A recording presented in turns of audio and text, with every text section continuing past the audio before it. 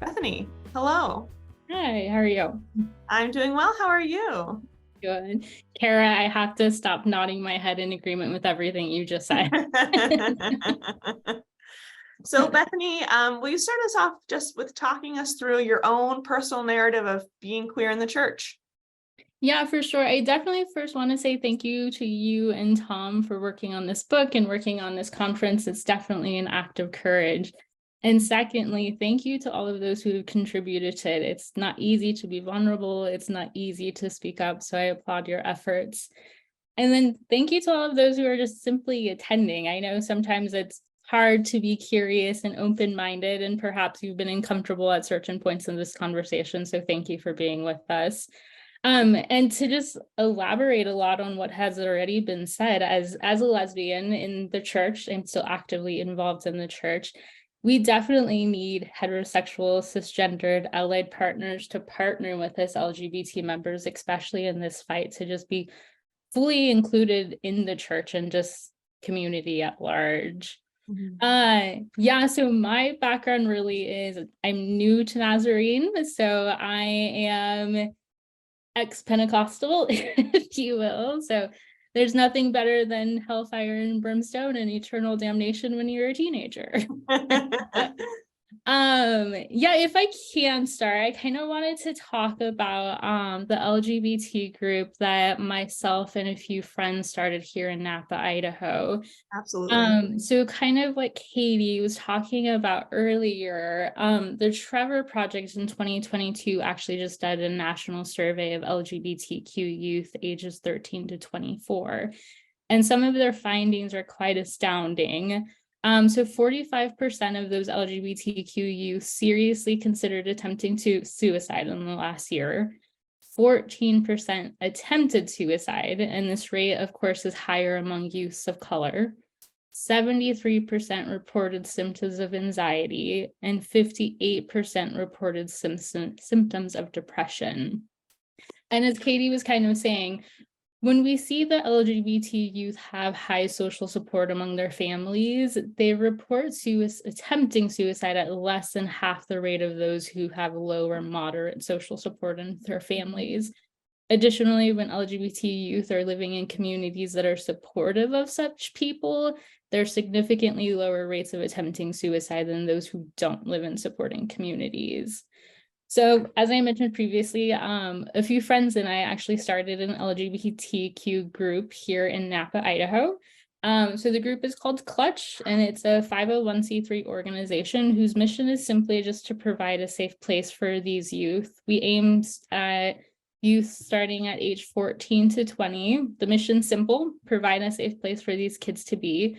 So we meet once a week, 6:30 to 8 in downtown Napa. Youth can expect a meal, games, or an activity of some sort, and LGBTQ allies or LGBTQ volunteers. Simply a place for them to come, be with themselves and others who have similar lived experiences.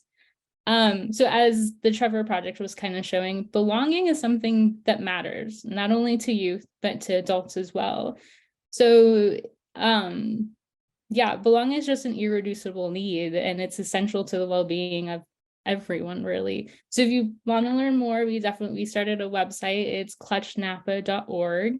We'd love to have you come visit, come volunteer, or just contribute in a different way if you'd like. Mhm. Mhm. So this is a really interesting addition to this conversation because it's so concrete and actionable and real. I think a lot of us feel like I want to make progress in this conversation, but what do I do? And so I'm really curious as to how you got from the point of talking about it to now this is real and it exists, and what sort of values and priorities did you and this group come together? Yeah, absolutely. So the group's really a brainchild of an ex-Nazarene pastor, Sarah Riley. So she has a transgender daughter and was looking for a place to get her daughter plugged in the community here in Napa, and there was nothing. And so we jumped on board and created something, and we've just hit our year anniversary. So we have about 7 strong volunteers and average about 14 kids every Thursday. I was just talking to one of our kiddos yesterday, and she was sharing with me that this group has literally saved her life. Like, Wow. she has a place now where she can come and belong and just be with people like her without having to pretend to be anything else that she's not. Mhm. Yeah. That's really valuable. I mean, I'm thinking about, obviously I grew up in Nampa, and uh as I've spoken of before, felt a lot of silence in the church around my queer identity. And I think having this, if I were young, would have been so impactful. And another thing that I think is really crucial in your role, Bethany, is having, in the queer community, we talk about queer elders, which is always very funny because you don't have to be that old to be a queer elder. Yep.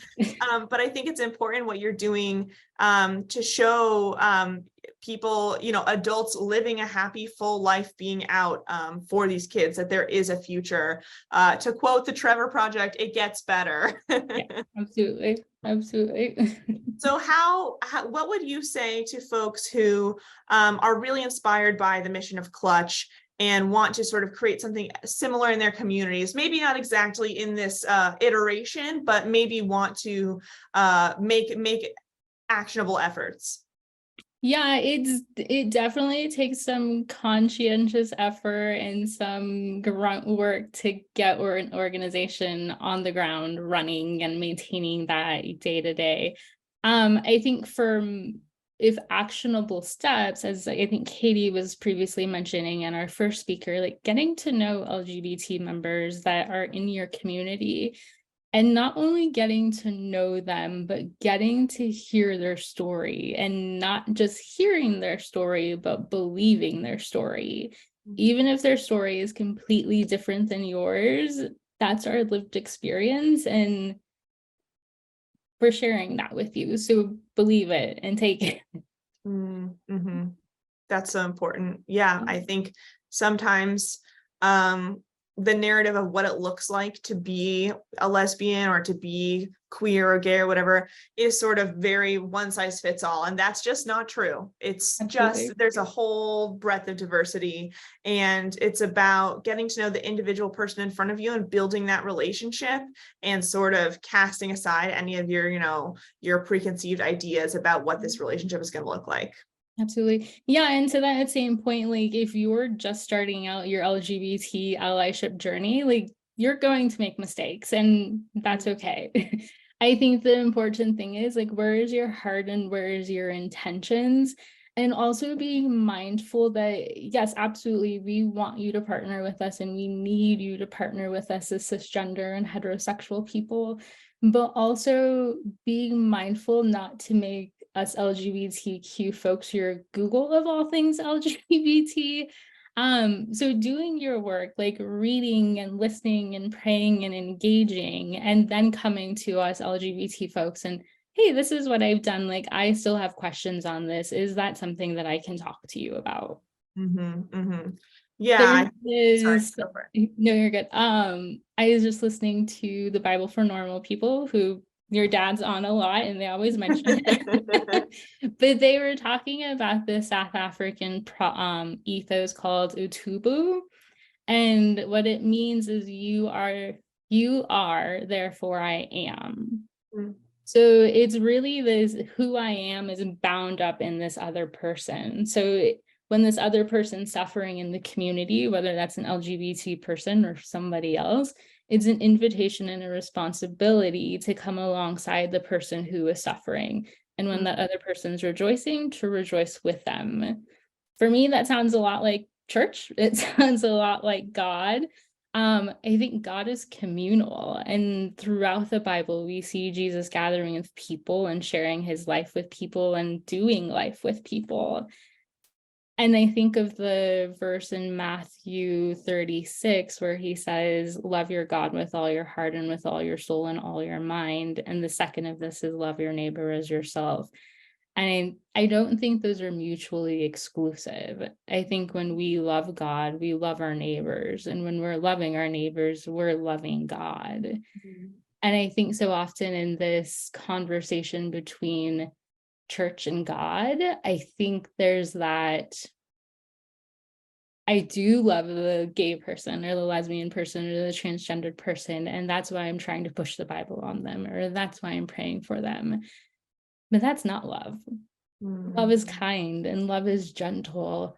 And I think when God starts to have this same disdain for this people that we have the same disdain for, that becomes problematic. Because now we're forging God in our image rather than being forged in the image of God. And I think that's a red flag. And secondly, no one chooses to be gay. Like, no one is actively choosing to be hated, and no one is actively choosing to be marginalized, and no one is actively choosing to not be fully included in church or any other society. So I challenge us. What are we afraid of? Mm. The most common statement in the Bible is fear not. So what are we afraid of? And I think, secondly, like when we stop to think about Jesus, Jesus was in the body of a brown man. Jesus was living in an occupied territory. For a lot of us, Jesus was the other. So how do we treat the other in our churches, or how do we treat the other within society? Wow. Wow. Really poignant questions. Thank you, Bethany. I think that throughout all of these conversations, I kind of imagine us all gaining a toolkit. And I really appreciate the tools that you've just put into that toolkit. I think they'll be really valuable moving forward. So thanks so much, Bethany. Thank you.